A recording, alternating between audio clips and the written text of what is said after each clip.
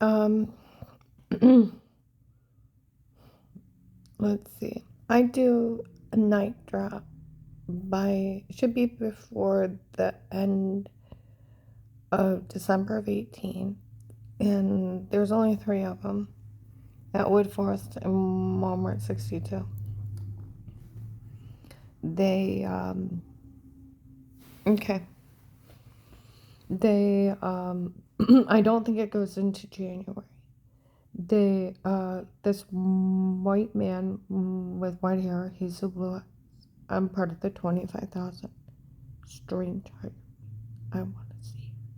He comes up around me and he smiles and I just freeze. The guys that watch me way off in the distance. Okay.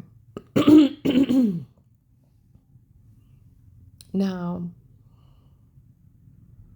I think it's November 4th or 10th of 18. I go to do a withdrawal at Woodford. I had opened an account there too. I was going to try to move some money so I could move out and try to get myself to a safe place.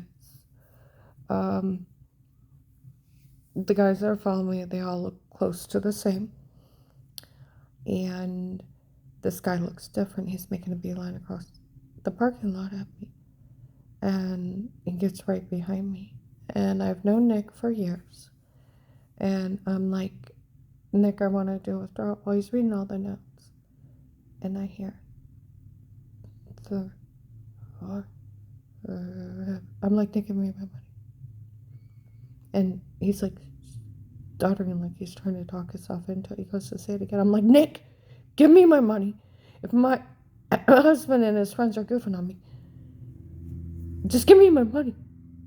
Well, those guys surround me, and that guy takes off. And you can see something silver in his hand, and they're like, did he have a knife? And he took off running. Okay?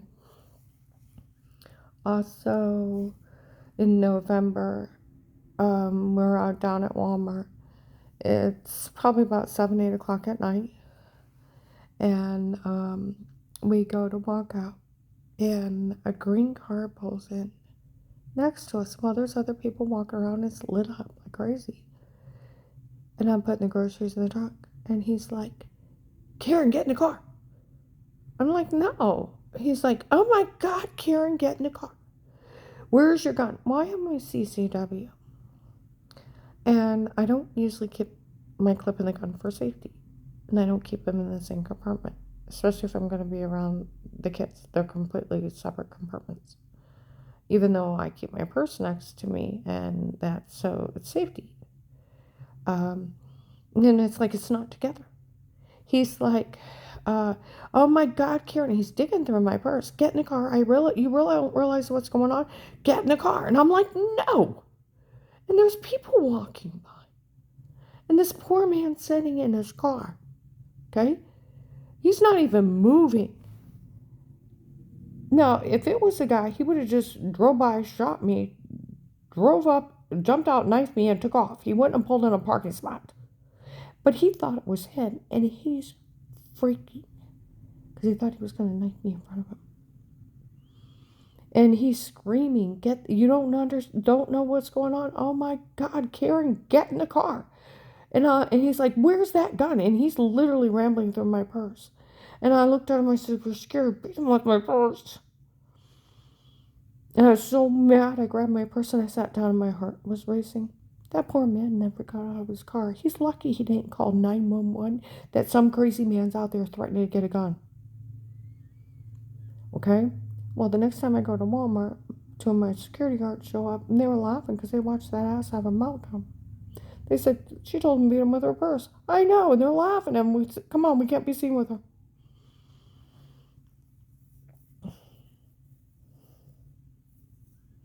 Okay. Now, because I forgot to tell Will about the other guy, because they drugged me up, that they were looking for the dark-haired, black-haired guy with the dark eyes. Now, they're both about 6 foot tall. One's older than the other. Okay? There was a little 5'5" guy. I'm 5'3.5". He's not much bigger than me. Okay? These group of people are following me around. All of a sudden, they take off towards the short guy. And I'm thinking, wrong guy. Wrong guy. Well, he comes up and yells at me.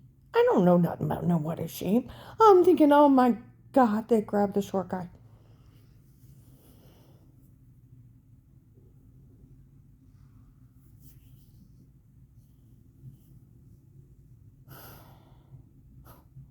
They grabbed the short guy. He didn't even have any gold tattoo. They grabbed the short guy. Okay? Okay, so there is this older man and older lady in Wendy's, and they're talking about taking me to Florida, running tests on me. I'm like, so I got away from them. And those people that are pretending they're handlers are in there, and they're talking about shipping me. And they're like, you can't do that. Why? She didn't do anything wrong. Family don't care about her. I'm like, oh, you got away from them. Okay?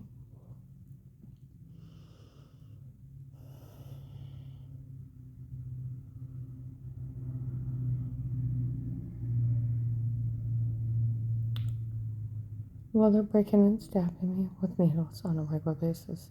And I can't even keep saliva down. I would have to pull over and throw up.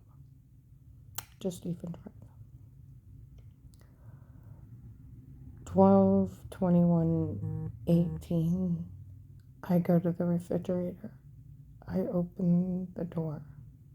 And someone stabs me in the neck. Foggy, hazy dark, bright light. Felt myself cry. And it went dark. I woke up 6 hours later in bed. My head used to be round and now it's flat. And my hair is missing and the skin feels funny. And it just hurts like hell. And I got this giant 4-inch bruise with ripples under my ribs. And Dave comes home and he's accusing me of having an affair. And I'm like, I don't know what happened. And he's screaming at me. So I go back to sleep and they're breaking and stabbing me with needles more. And I'm so dizzy. I can't stand up hardly. Right before Christmas, I needed treats for the children. And he went to go to Walmart after work. It's in the evening. Now we live 15-20 miles from each Walmart. And we live way out in the country. He's acting weird. Now I've had all these bad things happen. And he is talking to me, video chatting. And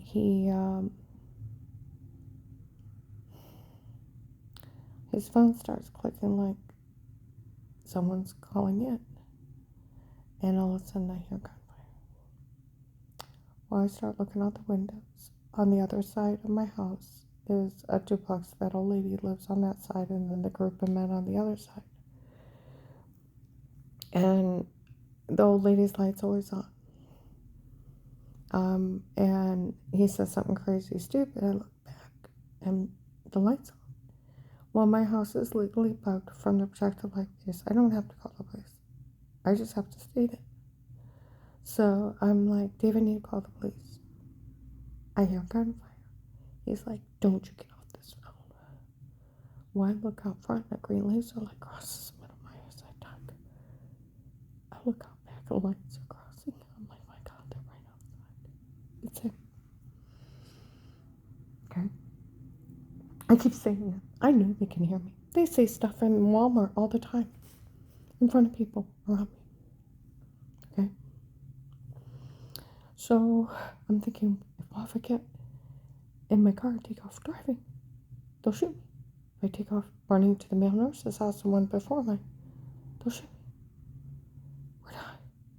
I go load a 9mm gun and several clips. He's still rambling. I keep saying, don't you get off this phone. I look out front, the laser light crosses my eyes, I duck. I go look out back, the lights are crossing out, facing up, oh my God, where to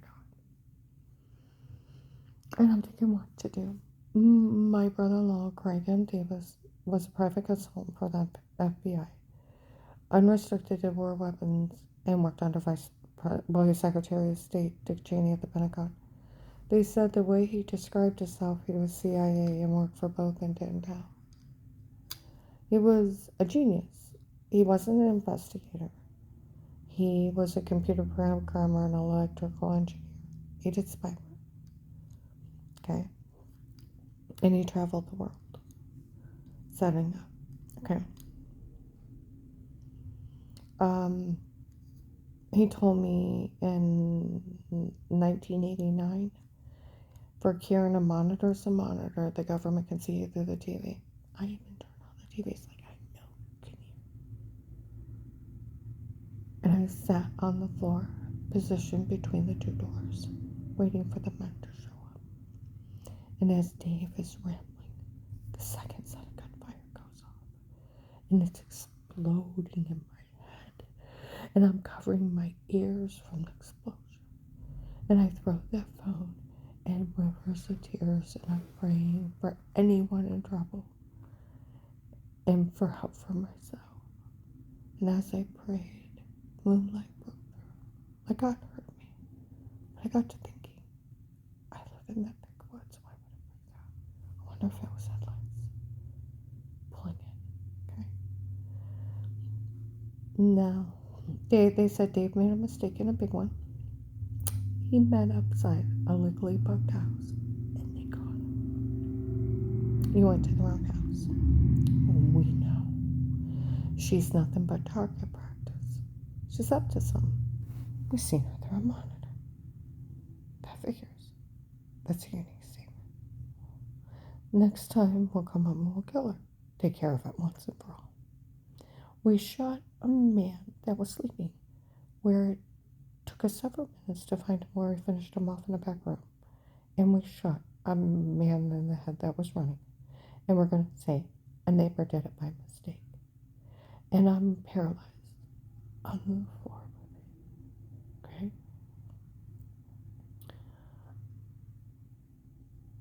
I get in bed. Don't think. No, don't think. The next day we get in a big fight. I hit that wall and I take off running through the backwoods. And out of the house before mine, where the male nurse is, there's a white man with black hair and a long black beard. Comes running out to grab me, and Dave's running behind me. Are you having an affair? And I turn around. I'd never seen him before in life. He runs back in his house. Dave passes me and raises his hands. I have to check the trail cameras to find out how he made it out in the dark.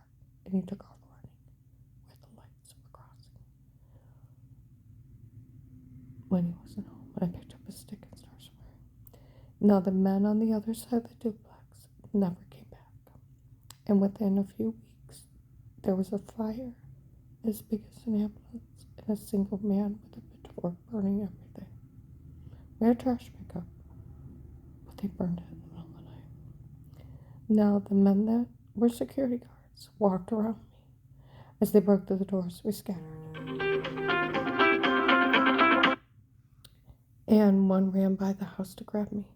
As he ran by the house to grab me, they chased him through the backwoods. Lights crossing, that would make sense.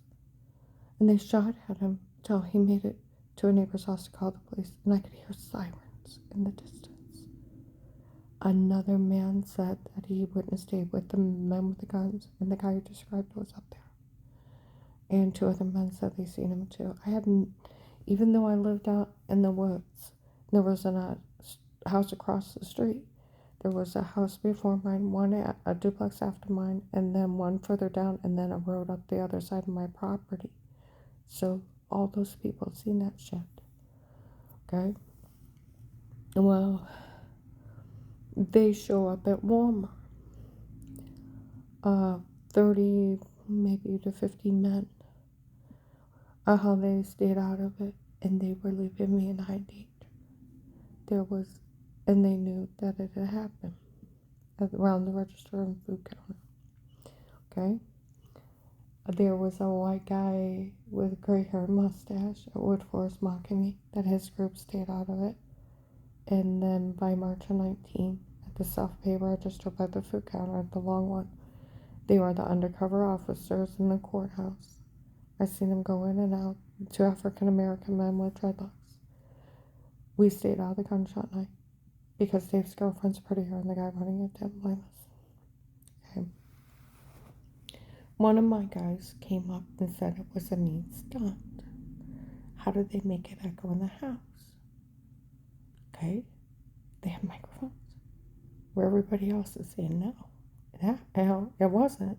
This one guy said it was. And they're swarming me. And then they act like they're getting even with me because people got shot at. Instead of going after Dave and the cops that stayed out of it, they were going after me, the victim. Okay. And like one of my guys said, you did nothing wrong hiding for your life. It's not wrong to hide. But it is wrong for the cops to stay out of it. And Bragg, they did for Dave's girlfriend because he's the judge's daughter. And they even went as far as, I told you, they said the case at Walmart, the case from where agents from the agency is stationed in the courthouse. The case is called Karen's Will from the agency. And I told you it's because I called Will a God. I didn't know how to explain it. So I said I prayed and left all my problem at God's feet and prayed God's will over everything. Will over everything, gave him all my problems. And I thought they named it that, being sweet. At first, and it's not, it's the bad guys. Officers in uniform call it can around the house because protected home custody. Yeah. Okay. Yeah. Those are the bad guys.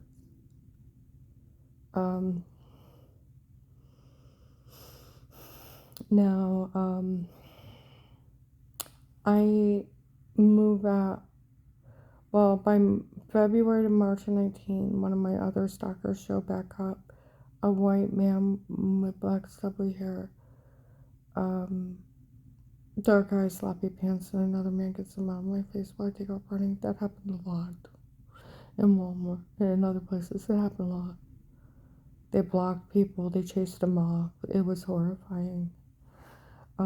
January of 19, that white guy with hazel blue eyes, that said strange hired him. My oldest son, John, and I were in Minerva Grinders. Before that, this heavy-set girl at his church had walked up to me, looked at her phone, and she has like black hair, tin and purple, looked at her phone, looked at me, and scowled and walked off. And I thought, God, they pay people to know where I'm at. They tell people to come hurt me. Okay?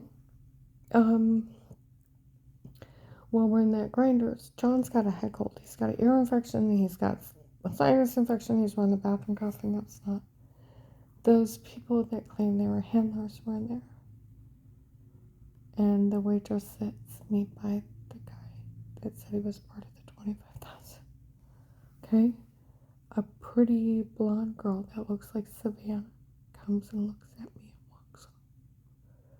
And the tall white man with black hair that tried to kidnap me, tried to carjack me, threatened to knife me, walks in. And he sits down with the white haired man.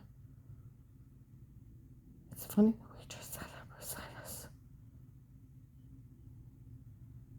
I got a filled, picked out south of Ravenna. I want to cut up her face before we stab her to death. John got out of the bathroom. I'm like, we need to go. Got my kid out there. They play with the victim. Okay? I gotta stop for